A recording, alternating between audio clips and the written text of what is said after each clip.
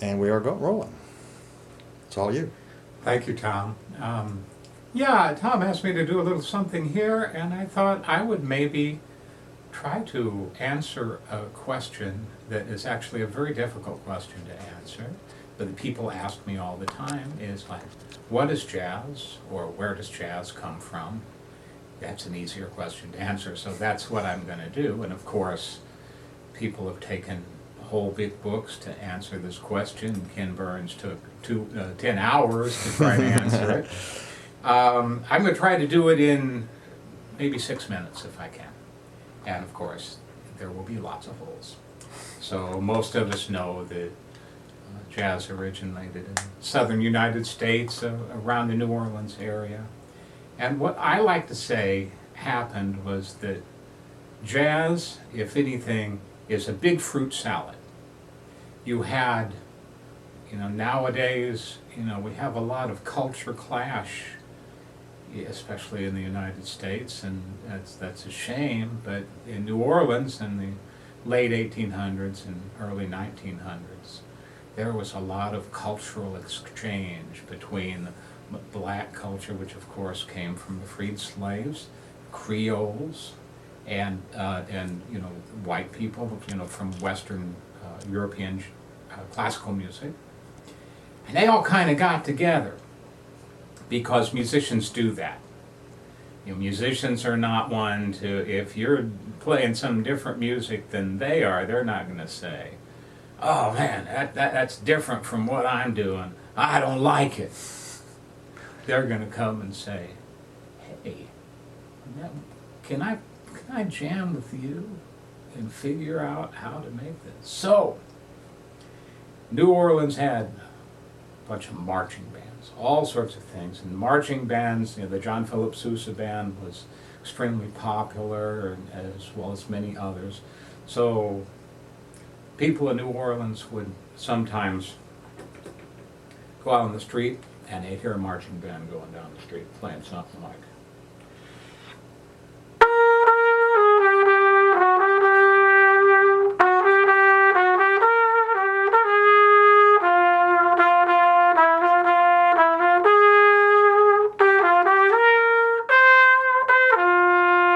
Stars and Stripes Forever, something like that, or a hymn, or any number of things.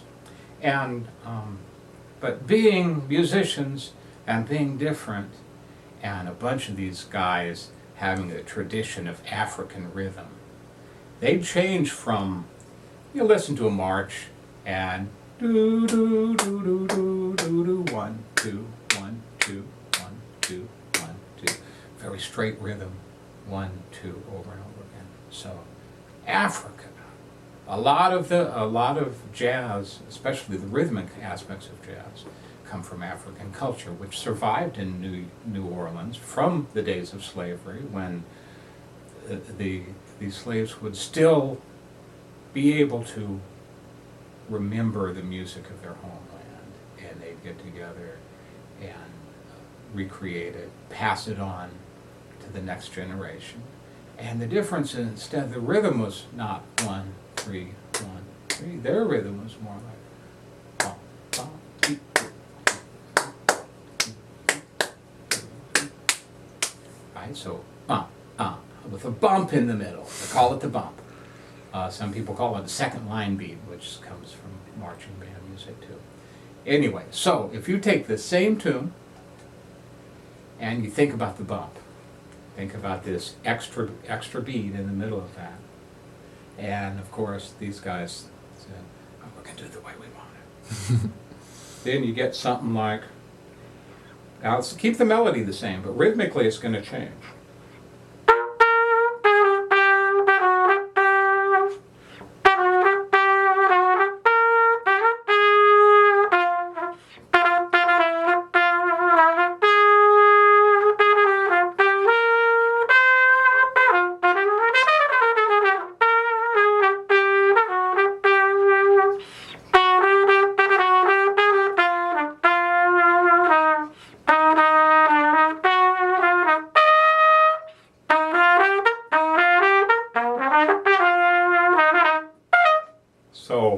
would change it and be marching down the street to instead of 1, 3. And basically, the combination of the cultures, combination of harmonic, and the independent spirit of the people of New Orleans was really what created jazz. And while I'm here, I think if Tom doesn't mind, I'll just play one more tune. Oh yes, we want to hear you play, Dave. This is just something. This was written by Louis Armstrong's wife, Lil Hardin, and along with our theme of marching down the street. This is called "Strutting with Some Barbecue." Now, barbecue in New Orleans parlance is a pretty woman. Oh. We're not strutting with a rack of ribs here. Right, okay.